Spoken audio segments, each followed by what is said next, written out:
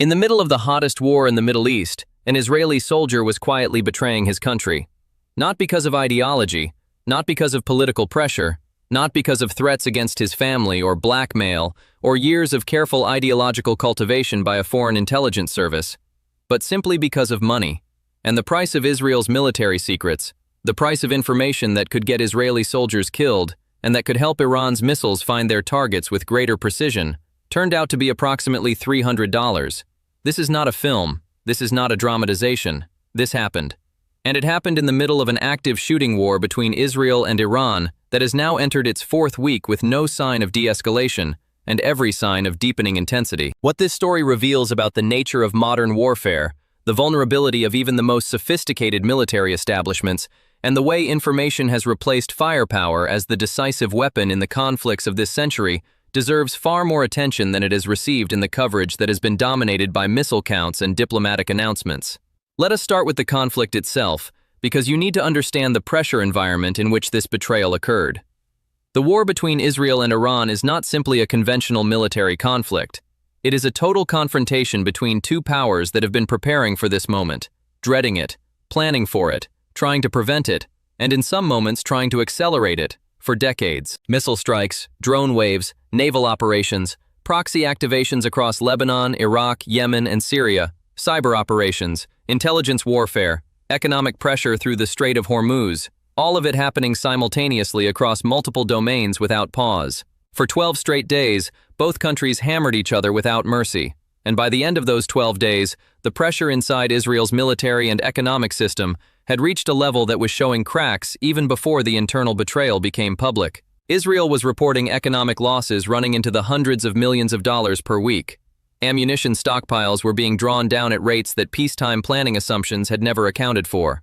The intensity of incoming fire from multiple directions simultaneously was testing the physical capacity of defensive systems in ways that their designers had never intended them to operate continuously. Soldiers were being rotated through active combat at tempos that created the kind of sustained psychological stress that any military psychologist will tell you is the precondition for exactly the kind of breakdown in judgment that leads an individual to make decisions they would never make under normal circumstances.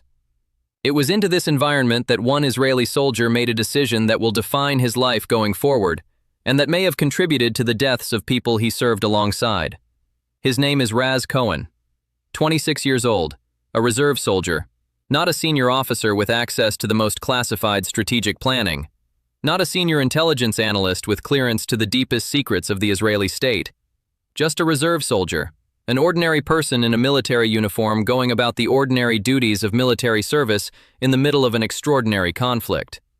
And that is precisely what makes this case so disturbing, because it was not the access of a senior officer that made him dangerous to Israel's security. It was the access of an ordinary soldier, the kind of access that exists at every level of a military organization, the kind of access that no security apparatus can fully monitor or restrict without becoming operationally paralyzed. In 2025, Cohen made contact, or was contacted by, an Iranian intelligence operative operating under a code name through social media platforms. The mechanics of this kind of recruitment are well established in intelligence literature.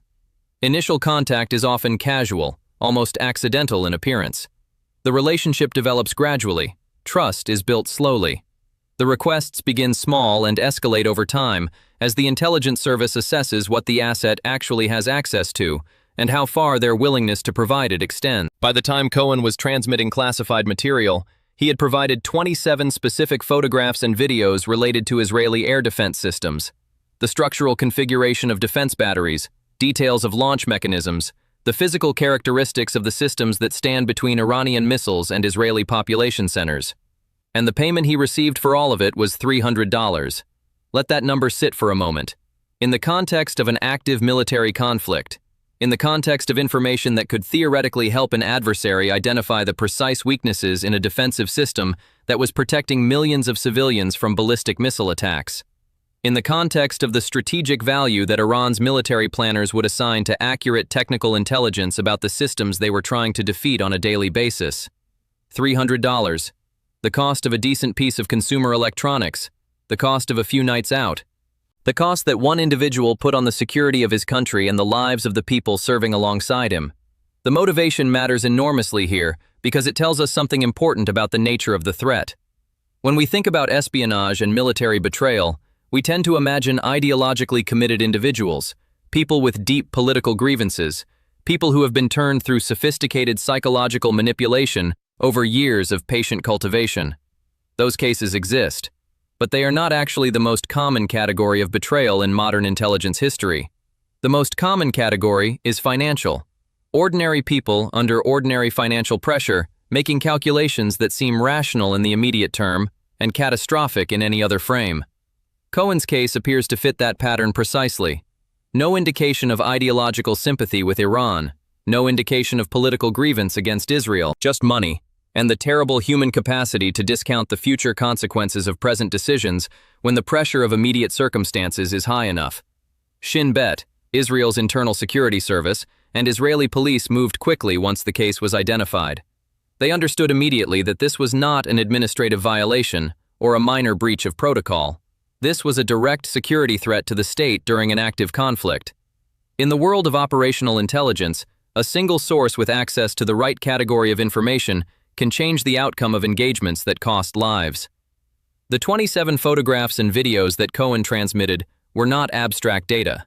They were operational intelligence that could help Iranian missile planners understand the physical characteristics of the systems they were trying to defeat, identify potential gaps in coverage or positioning, and calibrate the approach vectors and weapon profiles of future strikes to maximize the probability of penetration.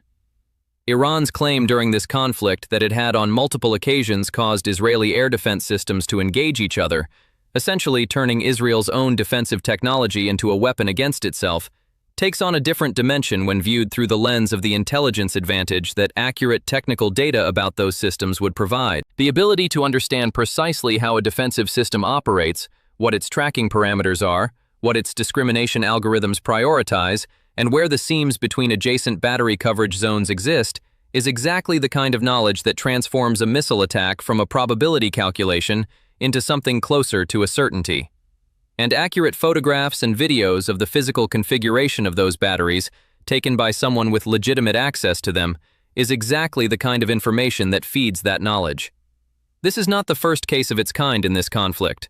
Reports have emerged suggesting that multiple soldiers may have been involved in similar activities, a pattern that indicates something more systematic than one individual's isolated moral failure. When multiple people in a military organization make similar choices under similar circumstances, the analysis has to go beyond individual character assessment and look at the environmental conditions that made those choices possible and, in some sense, rational to the individuals making them.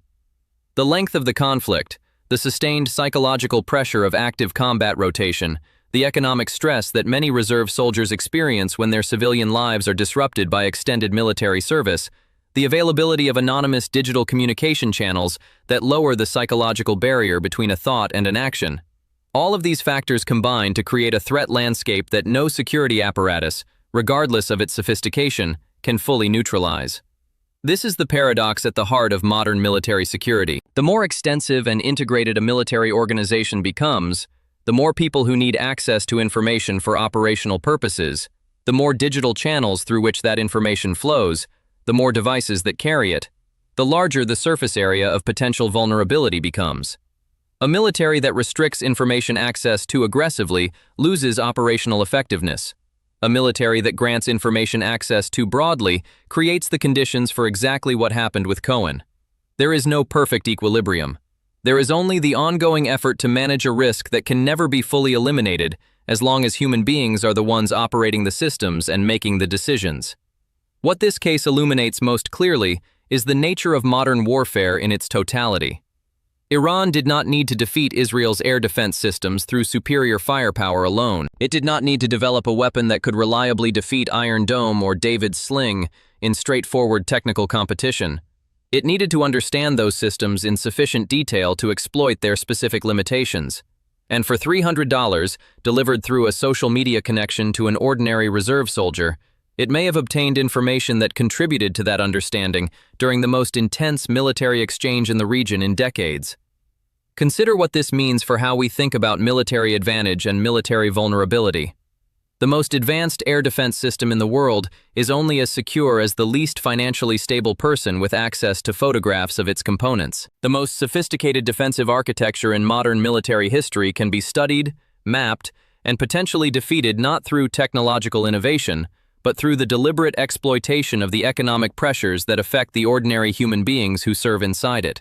This is the warfare that does not show up in counts of missiles intercepted or sortie rates or battle damage assessments. It happens on social media platforms. It happens in financial transactions smaller than a month's grocery bill. It happens in the moment when a person under pressure makes a calculation that they will regret for the rest of their life, if they live long enough to do so. The enemy that destroyed the Sahand and the Jamaran and dozens of other Iranian vessels was defeated by the technology that the United States and Israel have spent decades developing and billions of dollars building. But the enemy that convinced Raz Cohen to photograph the batteries that protect Israeli civilians needed to spend only $300 and know how to use a social media account. In the asymmetric warfare of the 21st century, that may be the more dangerous investment. The question that this case leaves hanging over every military establishment watching this conflict is the one that has no comfortable answer. If the most technologically sophisticated military in the Middle East can be penetrated by a $300 social media operation targeting an ordinary reserve soldier, what does that tell us about the actual security of the information that every military organization on Earth depends on to function?